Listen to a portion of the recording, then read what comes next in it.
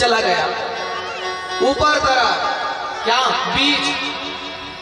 और जब बीज ऊपर तरफ चले गए, जामवंत विचार किया है भगवान ये बीज ऊपर तरफ चला गया, अगर किसी के पत्थर में चला जाएगा तो बड़ा गड़बड़ हो जाएगा। तो क्या करना चाहिए, इस बीज को रोकना चाहिए। जामवंत महाराज जोर से कूद गए, किसको रोकने के लिए, बीज को रोकने के लिए। और जैसे ही जामवंत का कूदना देखे को बंदर सब आक्रमण, सब कूद गए।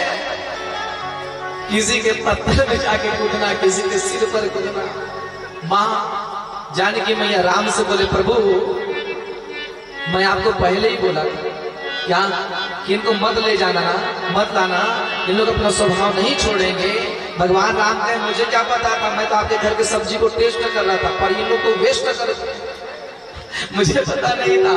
पर कहीं ना कहीं हम लोग अपना भी स्वभाव नहीं छोड़ते, जिस प्रकार से बंदर ने अपना स्वभाव नहीं छोड़ा। मेरे भगवान शिव जी का तेज अग्नि कबूतर बन करके धारण किया, शरीर पर जलन होने लगे हैं। अग्नि का 5 मुख है, अग्नि एक है, ध्यान से सुनेगा, अग्नि एक है पर इनका कितना मुख है, 5 मुख है। जैसे कि एक अग्नि वो आप भोजन बनाते हैं, जिस घर में पहले के माता बहनों के अंदर में एक आदत था, क्या आदत, जब भोजन बनाए तो सबसे पहले भोजन अग्निदेव के लिए निकाला जाता था। आज निकालते हो नहीं निकालते मुझे नहीं पता,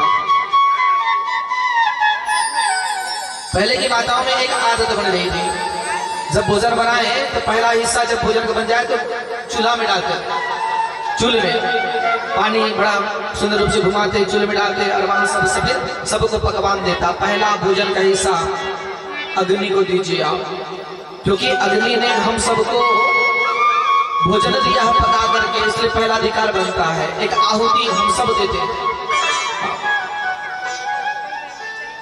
वो रसोई है। जो भोजन बनाते थे उसको पहले के लोग रसोई कहते थे, आज के लोग क्या कहते हैं, बोलो, रस मिले उसे रसोई कहते हैं। और जहां किचकिच हो, जहां किचकिच हो कीचड़, और जहां रस मिले, पहले के लोग परिवार के साथ बैठ करके भोजन करते थे, एकजुटता के साथ में, संबंध के साथ बैठ करके भोजन करते थे। पर आज हम लोग किचन बना करके किचकिच कर दिए, कभी भोजन इधर से उधर हो जाता, हम भगवान को भोग लगाना बंद कर दिए।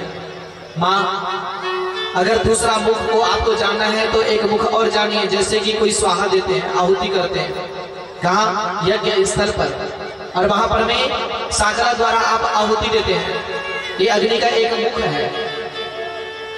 स्वाहा शब्द का उच्चारण करके आप अग्नि में उस साकरा को डालते हैं। हाँ, जिस प्रकार से अग्नि की पत्नी है जिनका नाम है, जैसे कि अग्नि है, अग्नि की पत्नी है जिनका नाम है स्वाहा, प्रेम से कहना हर हर, क्या नाम है, स्वाहा।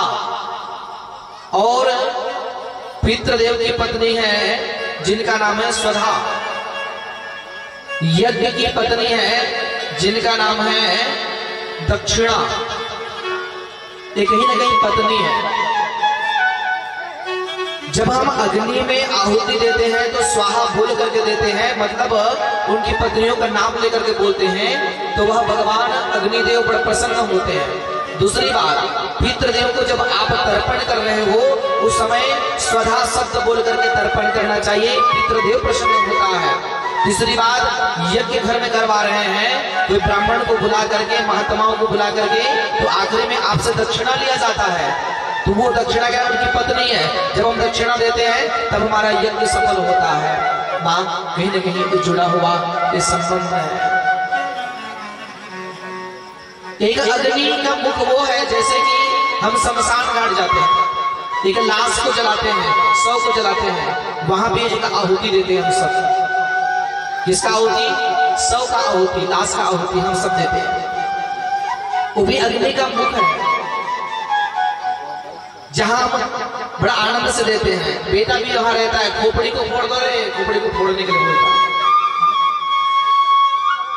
बिल्कुल जब बात कहते हैं ब्रह्मा जी नारद जी समझाने लगे, ये भैया ये जो जिंदगी है क्षण मात्र, और इसमें जो हम जीना चाह रहे हैं, कबूतर का रूप अग्नि ने लिया और शरीर जब जलने लगे हैं, सब देवताओं के शरीर में जब तपन होने लगे, उस समय माँ पार्वती मैया जान गई।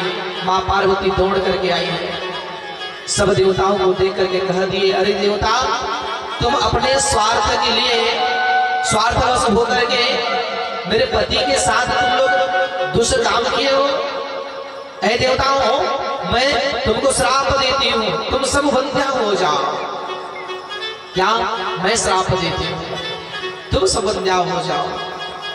माँ पार्वती ने श्राप दिया और अग्नि को कहे लगे कि ऐ अग्नि, आज से तुमको श्राप यह है कि आज से तुम सब कुछ भक्षण करोगे, सब कुछ भक्षण करोगे। माँ, अग्नि में हम जो कुछ भी डालते हैं, जैसे कि सागला डालें या आप गज डाल दीजिए, इन इन प्रकार आप वस्तु डालें, अग्नि अपने आप में ग्रहण कर लेता है। अग्नि को वो श्राप है माँ भगवती का, कहीं ना कहीं वो बना हुआ है। इसलिए तो मेरे गुरुदेव कहना चाहते हैं, क्या जो भजन नहीं करते वो भजन का महत्व नहीं समझते, इस संसार में रहने का अधिकार नहीं है। क्या नहीं है? वो तूने राम नाम नहीं ली लो इस भरी जवानी में, तूने कृष्ण नाम, तूने शिव नाम नहीं ली लो इस भरी जवानी में। अरे डूब के मर जा रे सुल्लू भर पानी में।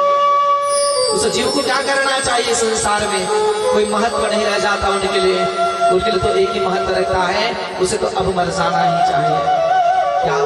इसलिए तो कहा जाता है भाव से, तो डूब के मर जा रे चुल्लू भर पानी में। क्या?